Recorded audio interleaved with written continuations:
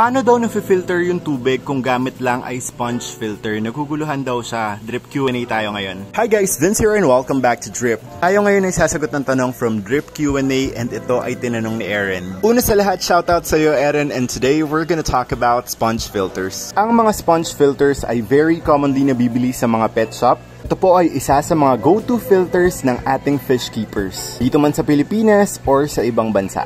This one is really easy to install. Sasaksakan mo lang siya ng hose na nakakabit sa isang air pump, pipigain mo lang yung sponge and lulubog na siya. Sa isang sponge filter, may dalawang klaseng filtration na nagaganap. Ito ay ang biological and ang mechanical filtration. Talking about the biological filtration, itong ating sponge ay pinamumuhayan ng mga beneficial bacteria na isa sa pinakamalaking kailangan ng ating mga tanks dahil ito ay nakakatulong sa ating nitrogen cycle. Ang mga beneficial bacteria ay lumalaban sa ammonia, turning them into nitrites, then into nitrates, at ang mga nitrates naman ay matatanggal natin sa ating fish tank by doing constant water changes. Ang ammonia ay nanggagaling sa mga nabubulok na bagay tulad ng natitirang pagkain ng isda o kaya yung duming nilalabas ng ating mga isda. Now talking about the mechanical filtration ng isang sponge filter, makikita nyo na ito ay naglalabas ng air bubbles dito sa ating tank. Sa bawat pagputok ng air bubbles na yan sa surface area ng ating tubig, ito ay nakakatulong sa gas exchange ng ating tank.